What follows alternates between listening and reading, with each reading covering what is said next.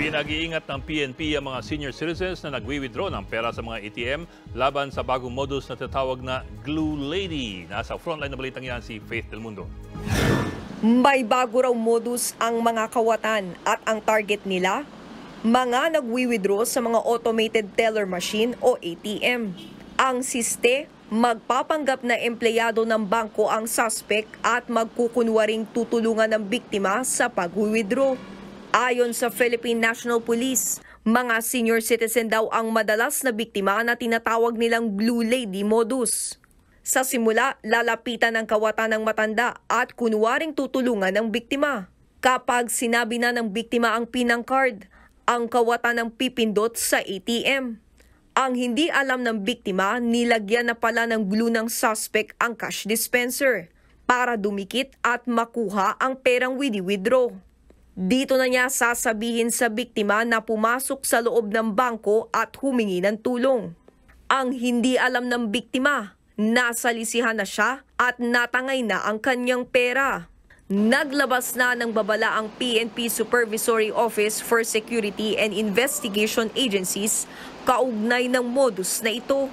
Hindi naman maiwasang maalarma ng ilang kapatid nating senior citizen. Kung hindi ko kilala, hindi ko siya pinapansin.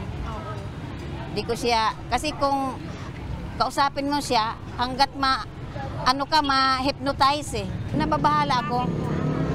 Kasi matanda na, niloloko pa eh. Diba? Dapat nga, yung matanda yun ang tutulungan. Si Mang Isagani ayaw na raw tuloy gumamit ng ATM. Ayaw ko nang gumamit dahil kasi dahil nga sa mga lumalabas na modus.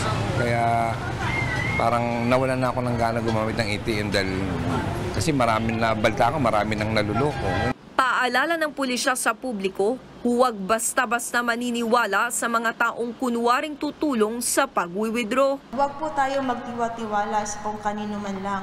Maging alerto po tayo sa lahat ng oras. At kung maaari po, kung tayo po ay may problema sa pag-withdraw sa mga ATM machines, sumangguni po kayo sa ating mga security guards. Hinimok din ng pulisya mga security agency na paigtingin ang training ng mga security guards sa mga bangko.